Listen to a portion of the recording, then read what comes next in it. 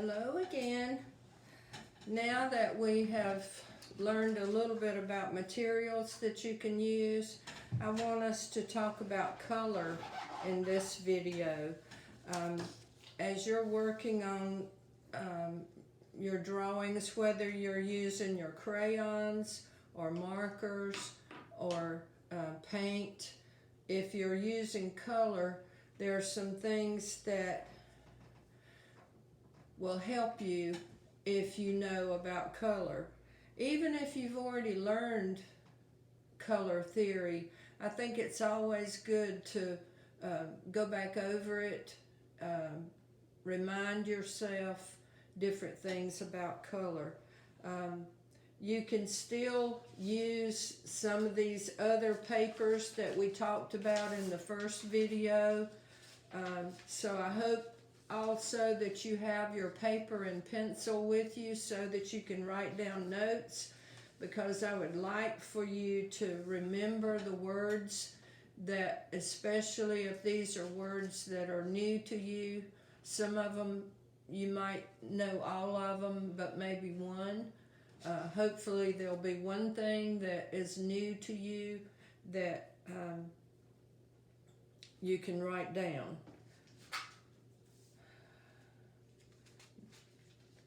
So color is the thing that we're going to talk about during this video. Color, there are primary colors, secondary colors, and then either intermediate, or you might call them tertiary colors. One thing I want you to do at the end of this video is make a color wheel using these colors in your color wheel. Now, your color wheel, when you make it on whatever kind of paper you choose, will have, first of all, primary colors. And I'd like for you to, let me get just a plain piece of paper. The first thing I would like for you to do when you start your color wheel is to write color wheel at the top of your page. And then I would like for you to choose some shape. It doesn't have to be a circle like I did. And put 3 shapes on your page, because there are 3 primary colors. And I want you to write down the word primary. Now, the primary colors are red, yellow, and blue. So in those 3 circles, you're going to paint or color with your colored pencils or your crayons or magic markers, either one. If you don't have any of those at your home right now, then you can still do this color wheel, because you can write in your words or a letter to indicate what goes there.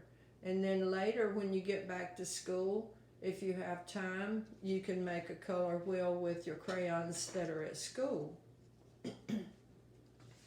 So in each one of these, you're going to put red, yellow, and blue later on.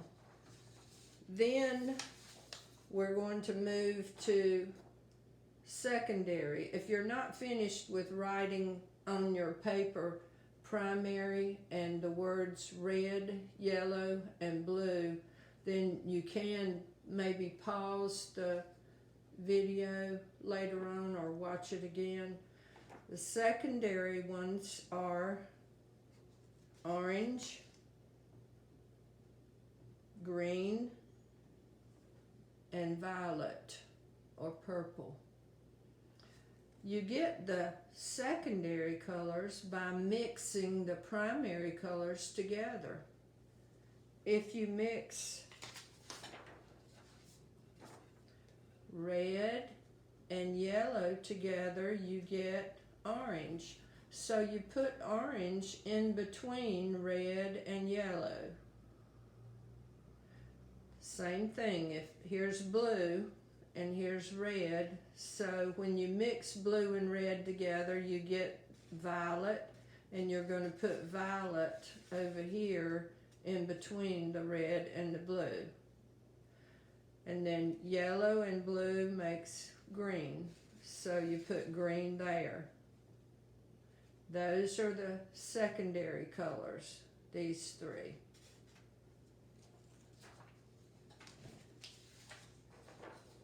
And then the third is the intermediate or the tertiary colors. And they're the colors that you get when you mix the secondary colors together. These colors are going to be named blue-violet, blue-green, yellow-green, yellow-orange, red-orange, and red-violet. And the same as the other, they're going to go in between the colors that you mix to make that color. And those colors always start with the primary color, like red, violet, not violet, red. Sometimes people even put a circle in the middle and they'll mix red, yellow, and blue together. What do you think you would get? What color would you get if you mixed red, yellow, and blue together right here in the middle? You would get a neutral, a brownish, grayish color, muddy looking color. Okay. So we've talked about primary colors, secondary colors, and tertiary colors, or intermediate. So when we're finished with the video today, I want you to make a color wheel with anything that you have at home, whatever materials you have, even if it's just a pencil. You'll still learn by making the color wheel and writing in the word that goes where it goes. All right, another thing about color is value and intensity. The value of a color is whether it's light or dark. And if you're talking about a tint of a color, you're talking about its lightness. This is a value scale showing its tint going from light to dark. This is showing with black, but it might be red, it might be purple, with either white added to that color or water added to that color. And I'd like for you to make a value scale when you're finished with your color wheel.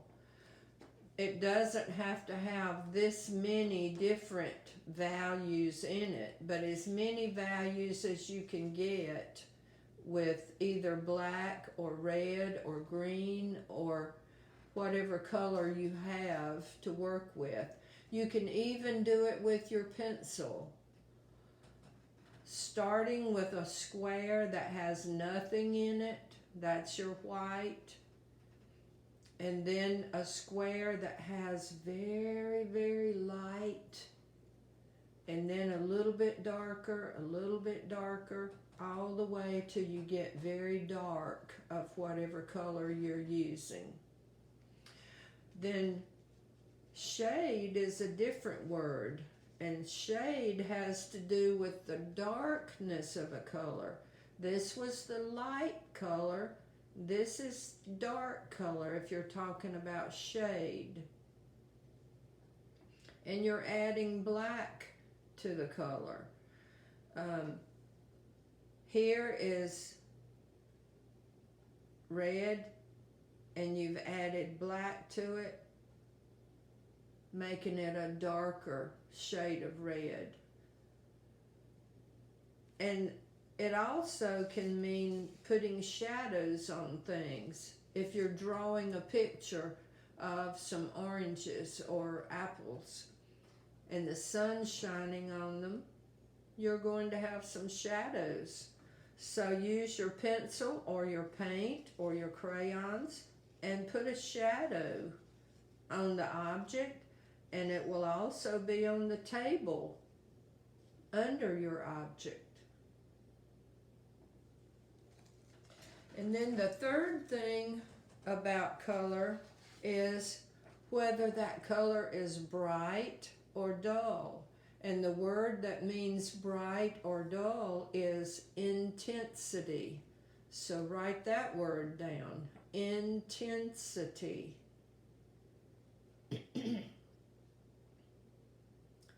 And tone has to do with intensity. Tone is brightness and dullness of a color. Here we've done an intensity chart using blue and orange because you always use two colors that are opposite each other on the color wheel. And blue and orange are opposite. We could have used red and green or yellow and violet. So color in blue and then add just a little bit of orange. Even if you're using crayons, you can color in your blue and then color in blue here, but put a little bit of orange on top of it. And you still should see the blue turn a little bit brownish blue. Same thing on the other side. Color in orange, but then color a little bit of blue. If you're using paint, put your orange over here, rinse your brush, and then put one little tiny bit of blue in it. Stir it up and paint it right here. And that way you should still have orange, but that orange is not as bright as this orange is. So you're changing the intensity of the color or the tone of the color.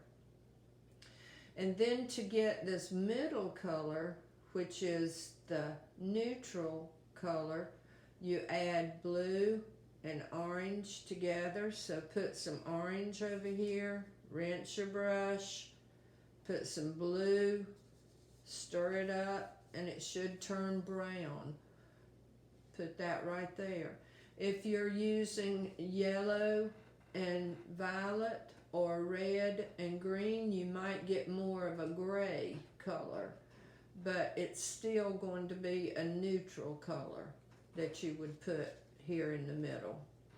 You can get lots of different tones, more than just these two, but at least do this much to show yourself.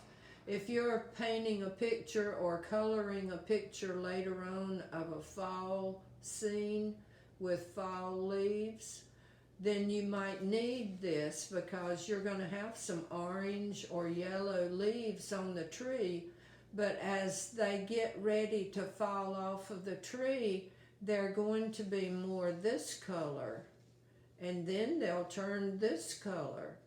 So you need to be able to change the tone of a color by adding a little bit of blue to it or whatever the opposite color on the color wheel is.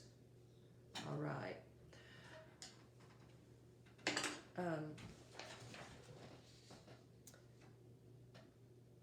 Down at the bottom it tells you that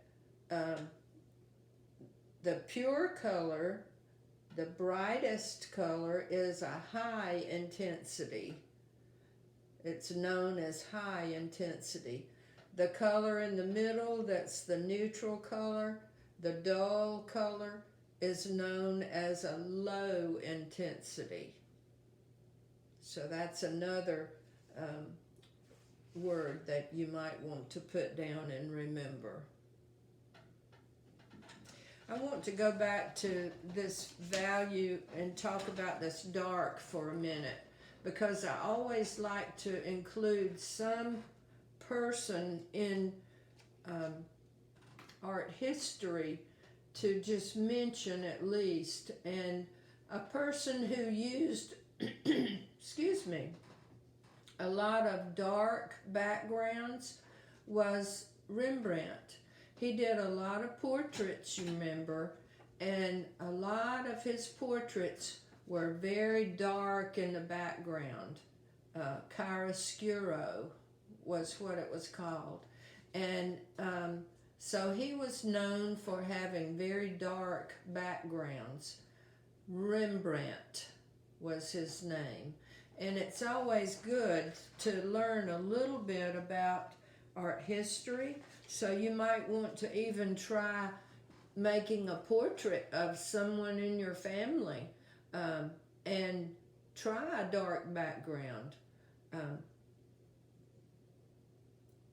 When you're putting a dark background in your picture, if you have paint, instead of using just solid black, try putting just a tiny bit of red in it, and that will make the black a little bit more alive. It won't be so stark, dead black. That will help it a little bit. All right, I think that's enough, and I need to give you enough time to start your color wheel.